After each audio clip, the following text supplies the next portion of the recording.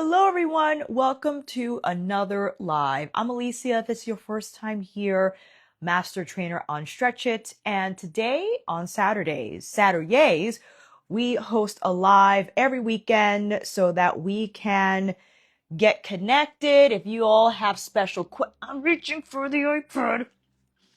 Questions. And today is quite fun because we are covering flexibility myths and we're going to bust them together. So this is a great opportunity also for you.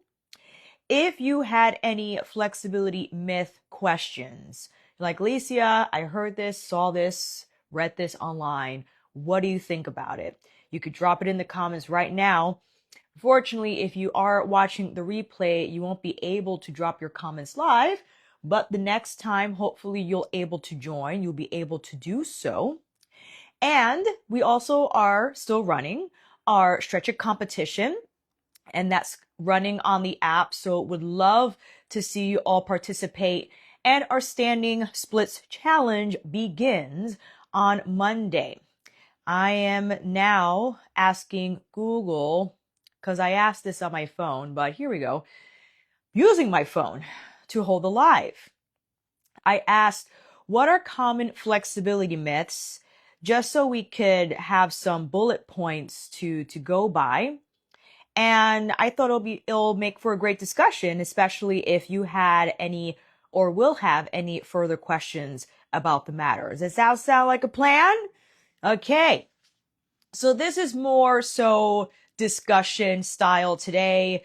The last two Saturdays, a lot more demoing, a lot more stretching with Alicia, but this is a little more informative today. Cool? Alrighty. So the first, flexibility myth that pops up is no pain, no gain. That pain equals progress. I would say that yes, if it's painful, probably not a great idea to continue said stretch or said programming. And I would actually partition this into two. The first part in the actual stretch, that there is a difference between pain and a slight discomfort because the muscle is tight and you're not quite used to the sensation. We are aiming for the latter. And we are aiming for the latter to change where it will no longer feel uncomfortable, but will feel easier over time, which is the point of us continuing our stretching training, our flexibility training. The second part is the recovery. So you're stretching so much and you're doing all the things, but you're not recovering well, not enough rest, not enough nutrition, but the type of nutrition, not enough sleep. So getting the appropriate rest, getting the appropriate nutrition, and also smart training will then lead to better recovery and therefore lead to better gains. Being sore each and every time after a session, not a great indication that you're progressing, because that is implying that your body is still recovering and you're forcing it to take on demands and not quite ready for at the time. So why at certain stages of your flexibility training, you might feel like you're hitting a plateau because you're not progressing as quickly as you did a few weeks ago. What's actually happening is that the tissues are catching up to what you've achieved. And you actually want to stay in that place to actually master the stretch, to master the technique and sensation before you move on to the next. Does that make sense? Okay. So no pain, no gain, not great, but also there is discomfort present in flexibility training, but not at the point where it hurts and you injure yourself. Cool? The next one, stretching before exercise prevents injury. And it says here, static stretching, holding a position on cold muscles can actually increase risk of injury. Dynamic warm-up, walking lunges is more effective. Now, there's some nuance here, right? Because, for instance, and I just want to demonstrate this, before I do pull-ups, as an example, I might do this. I might do this. I might do this. Or even circles. technically I am stretching. But notice I'm not holding it for long. I'm just trying to get the kinks out. And also, movement in itself increases your body's core temperature. Not the best way, but it does help. And it just gets the blood flowing and just gets you more connected with your body. Because we could all agree, if we're sitting on the couch all day and then we get up and want to do something physical, you're not going to go straight at it. You're going to want to have to like get in the nooks and crannies before you do the thing. And the nooks and crannies might be like a light stretch. So yes, the dynamic stretching might be something like body weight squats that you're not actually holding. I'm not doing, but some might actually argue, because I've seen this with strong lifters, that before they squat, they do sit in their body squat for a bit just so that they can get a little more depth and it doesn't impact their power production or their output. It makes it feel more buttery. You know what I mean? So it really depends. It depends on the person. In general, yes. Stretching, static, passive, long holds before doing lifting can impact your power production. Your force production. Meaning if I'm doing a deadlift and a deadlift holding weights, dumbbells, barbell, right, whatever, and my hamstrings have to produce a lot of force to get the load up, right? If I stretch them, I'm giving them the signal to relax, and I don't want them to relax in a movement like a deadlift. But afterwards, it's nice because to kind of lessen the risk of a lot of soreness, stretching afterwards helps. And if you want to get super technical about it, right? Leg swings, arm circles could be considered stretching, right? Is under the stretching umbrella, but more so falls underneath dynamic stretching versus just static. The whole point in the preventing injury is that you want to prepare your body for the hard work, whatever that is. But stretching before workout might not be the best idea depending on what that work is. If that makes sense. Cool? Okay. You must be born flexible. Yes, that is a question we receive a lot. Am I too old to become more flexible? And I always say no. And the reason why it feels overwhelming at an older age is because we haven't been doing it consistently prior to that age. It's kind of like when you're learning something new, it feels overwhelming, it feels awkward. Yeah, that's going to happen to your body if you decide to become more flexible at an age or with a body that has not been stretching consistently over years. Because I guarantee, if you stretched every day for your whole entire life, you will not be saying it's old age. The reality is people stop doing the thing. People stop lifting, they stop stretching, they stop jumping, they stop moving fast, moving at all. Forget moving fast. Moving fast is important as we age. And then when they want to do all the things at once, they want to start running, they want to start lifting, they want to start stretching. It's like, oh my gosh, your body's like, excuse me. You weren't doing anything for the last few years and now you want me to do it all at the same. No. Sit down. Pick one thing and we'll work on that one thing and move on to the next. Next one. Hold stretches for a long time. Holding a stretch 10 to 30 seconds is sufficient. Holding longer does not offer extra benefits.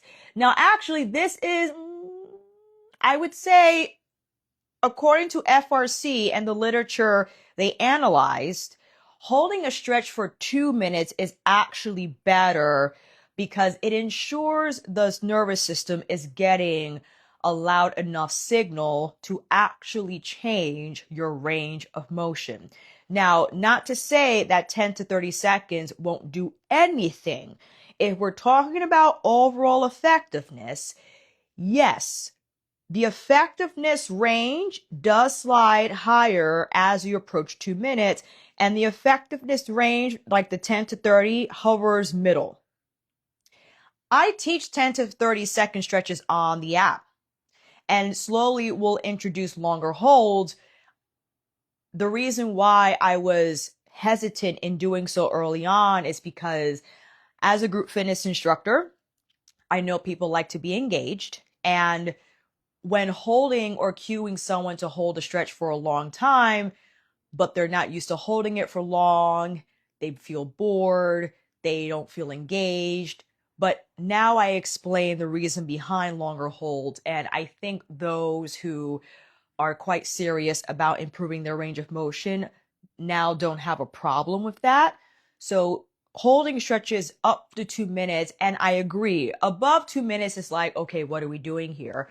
But I know I have to hold my straddle stretch for more than 30 seconds until it feels buttery. Same thing with splits. Same thing with back bends. And that's another thing. It depends on the body part you're targeting. That, yeah, maybe 10 seconds is good for like a calf stretch, but probably not great for a straddle stretch because there are more muscles involved. So those are things to think about as well. You must stretch every day is a myth. 10 to 15 to 20 minutes a few times a week is efficient.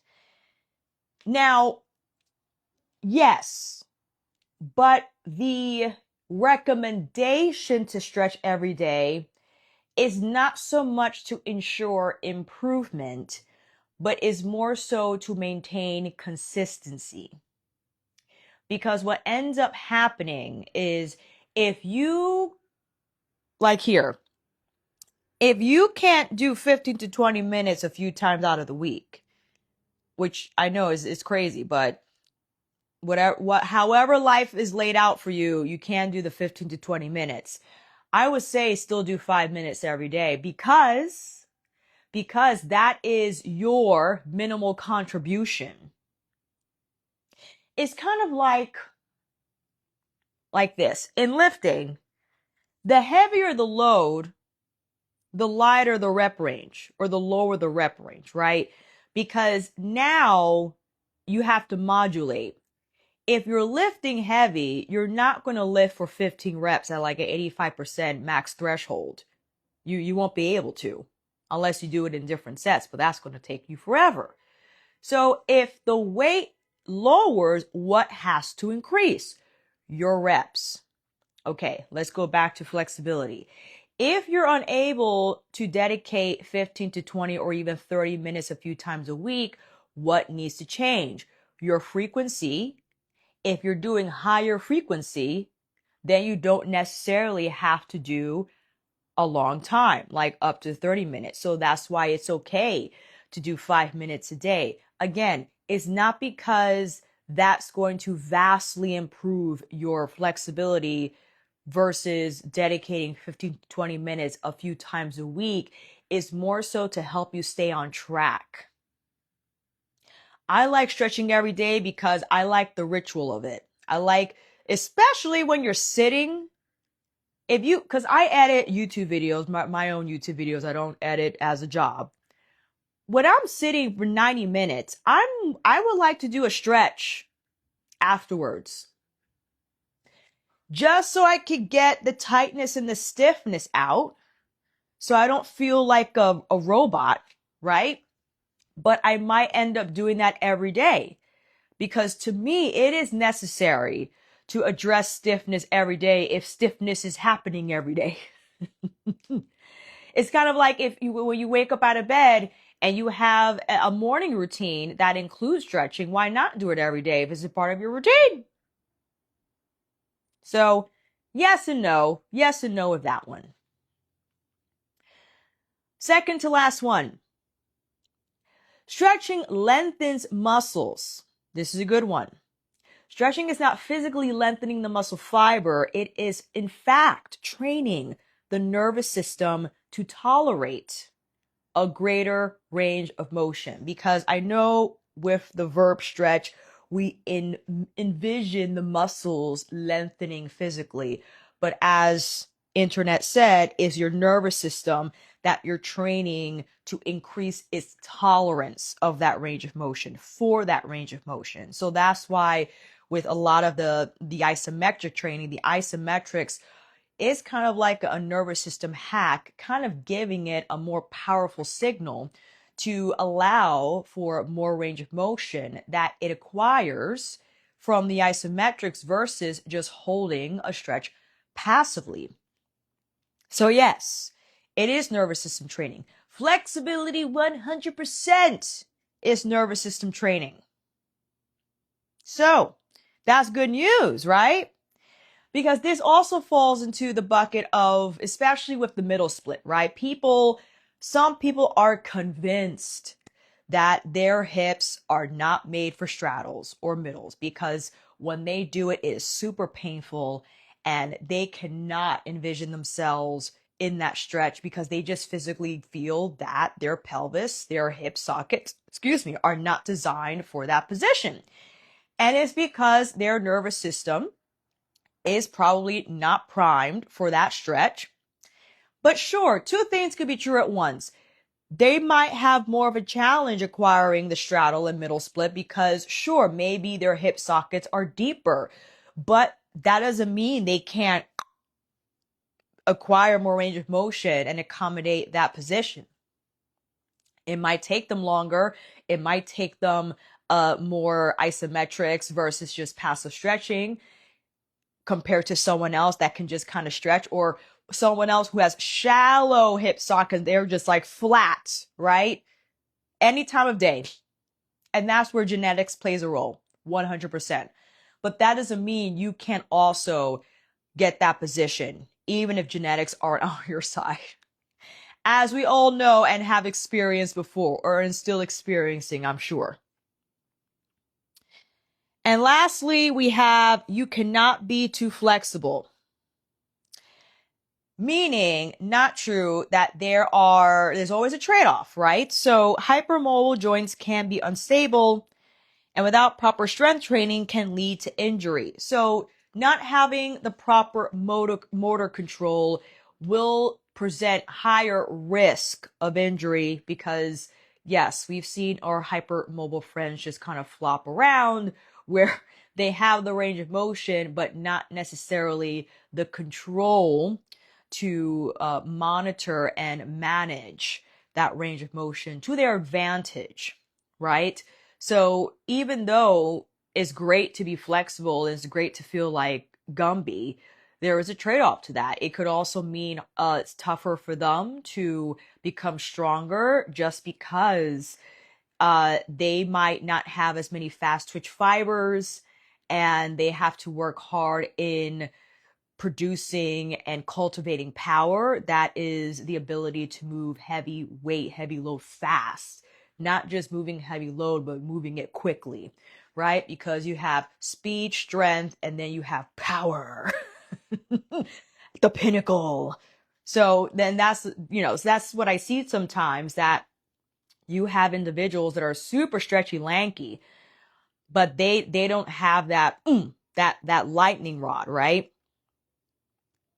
So those are the top flexibility myths according to the internet. And here are some key facts to replace those myths. So this is kind of what we went over, right, when discussing each myth.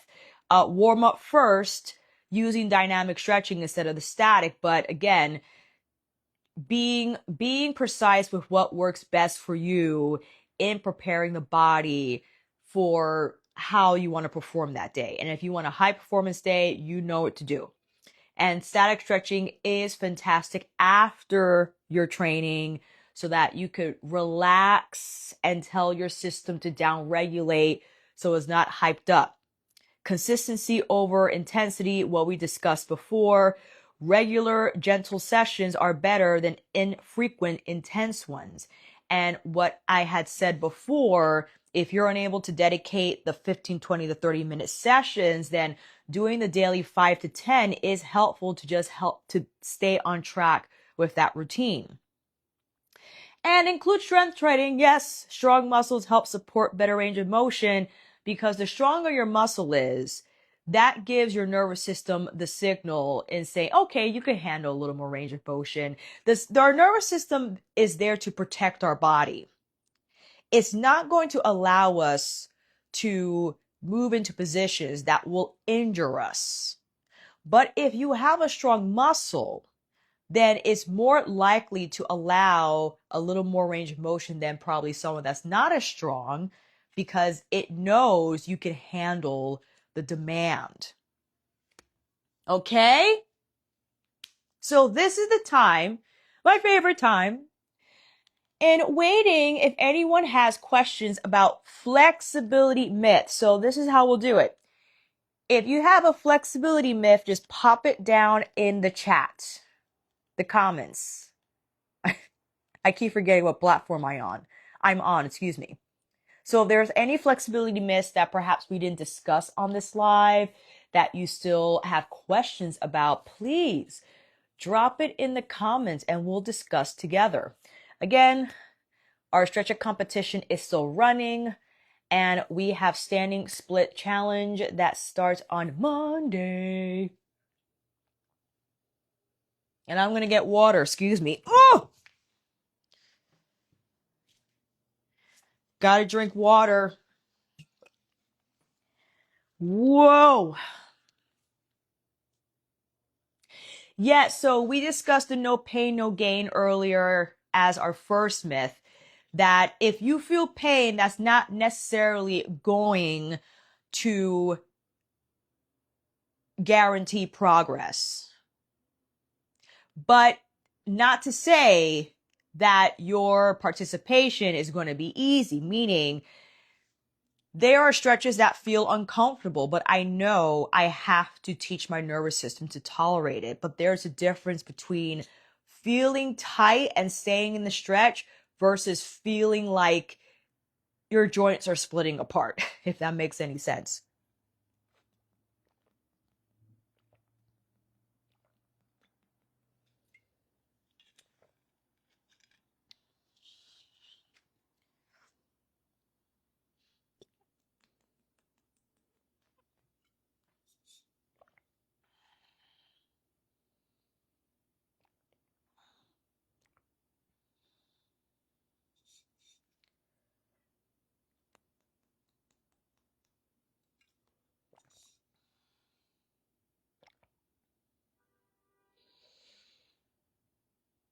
Don't mind me. I'm just waiting for questions and comments to pop up. If you're watching the replay, she's like, she's just drinking water. Is this what they're paying her for? To just go on IG live and drink water?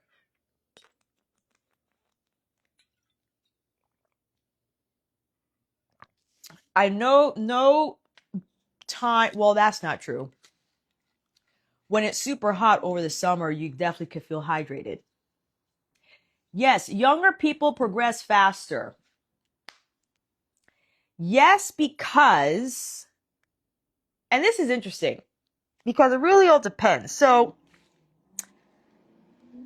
I'll never forget when I was heavy in contortion and I attended a class that included young girls who were like 20 years younger than me, but I was more flexible than some of them, and some of them were just as or more. The reason why younger people might have a not just easier time, but perhaps will progress faster is because all of their injuries or whatever that we've gone through have not happened yet, have not landed yet. So we are working through more stuff.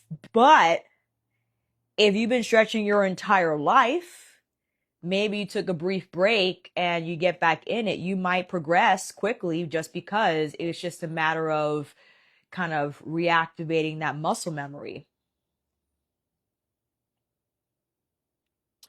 68 and starting over is really just about taking it day by day.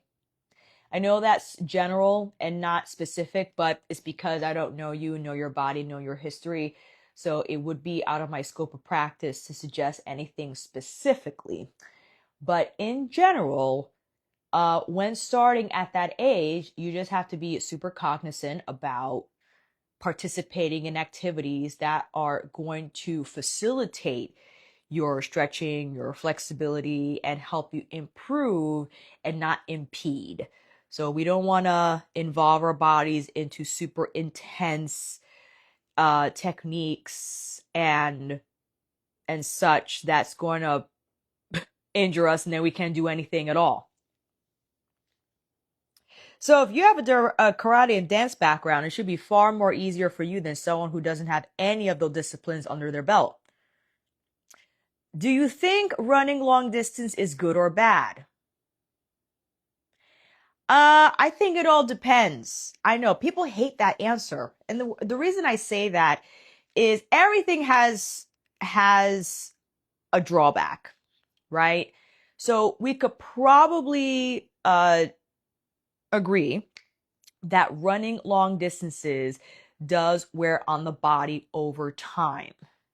But long distance can mean different things to different bodies, right? So long distance for me is 6 miles, but that's like a skip and a run, a warm up for someone else.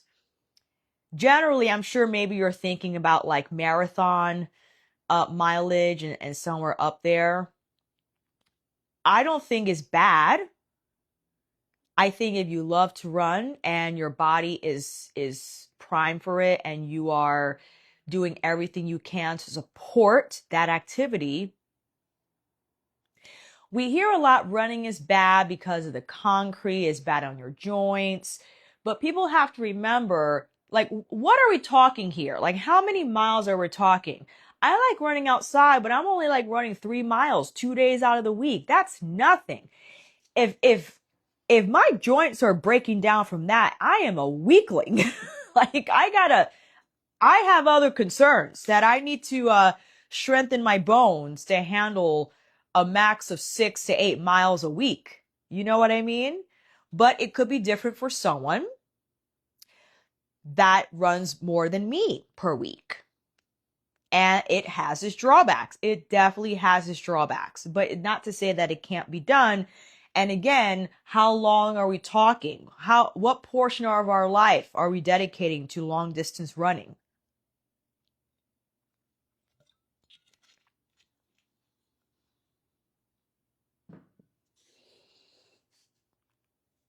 And stories you might hear from individuals who have ran long distance and they report to have bad knees and whatever, it could be due to a number of factors. Oh, nice. 10K. The question was, is long distance good or bad? And I basically said it really all depends. Like how long are we talking? How the body is primed for it. It depends. It really all depends, right? I think people who pick up long distance running too quickly when their body hasn't adapted well to it, where they add mileage every week when they don't give their body time to kind of like adapt to those demands, that's when they run into trouble. All puns intended.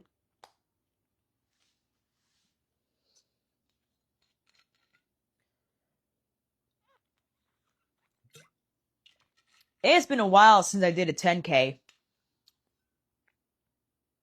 Maybe I'll try it next week.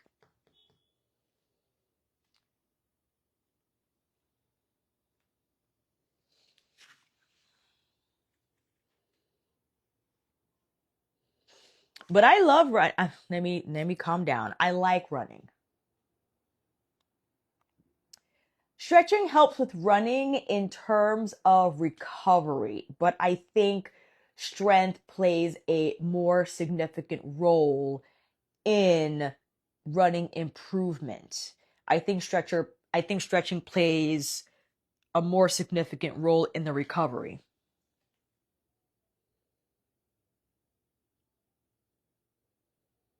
Then you're fine, Valeria. Definitely.